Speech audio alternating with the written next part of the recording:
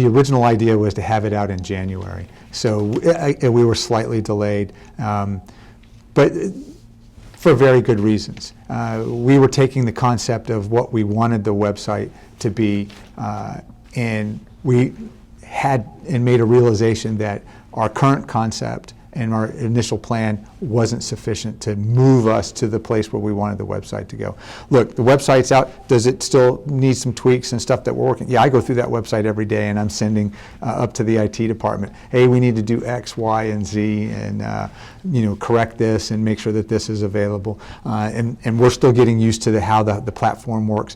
But the goal was to provide residents an interactive tool that was far more useful than previously, that you could easily find the information that you were looking for, that it was organized in a manner that made sense. If you were looking for agendas and minutes or meeting schedules, if you were looking for information that a particular department had, it was easier to find. So a couple of the things that I'll highlight that we're making a change in, and is still underway. The one is, we had a program called SeeClickFlix. Well, we rebranded that and called it Big Red 311.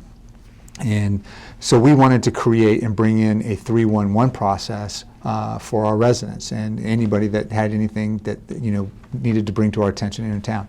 So we took that existing platform, rolled it into the website, and now are expanding the categories. Previously, it was all focused on roads and potholes and mostly public work stuff. But we know that we get a number of calls from residents on a myriad of subjects in different departments. So we're slowly adding all of those in and making that available. So if it's something to do with a permit, if it's something to do with the Board of Health or the animal shelter, or if something you want to send me a message on, of course you can email me a contact message from there. But if there's a specific subject, this Big Red 311 program will set up a dashboard for each of the departments, right, that I can see as well, and provide that tracking of what's the status of this project, and or request or task or action. It was okay with potholes, but we saw that there was more utility to do it.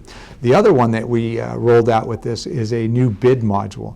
So we're going to electronic request for proposals and invitation for bids. So in the past, we've done it where you mailed it in, you completed all the documents, and you put it in a bulk, mailer, and you sent it to the town, and we got it, and we opened it up, and we read through it. Now we're starting to switch to electronic delivery through the website in this bid module, where we can put out amendments and changes that occur, so all the folks that are bidding on the town projects and things that we're looking for services and stuff for, you'll see that there. The other one was we moved HR from underneath the schools to underneath the town.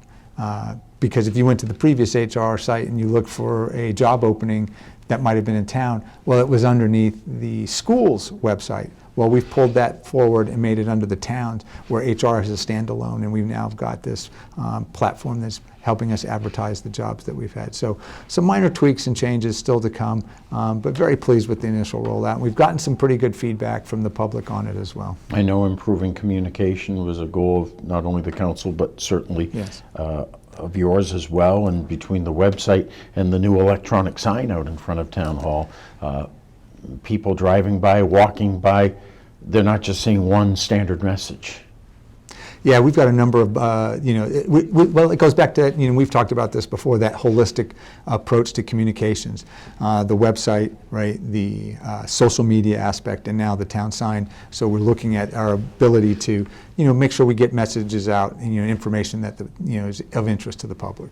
And funding was also approved, I believe, $30,000 for an individual to help with communication, residential services representative, I forget the exact name. Yeah, the RSR, the residential services representative. Okay. And we're getting ready to put that out on the street and bring that in. That's going to be somebody that's going to help us, communicate effectively and move from being reactive to proactive, right, in our communications with the public.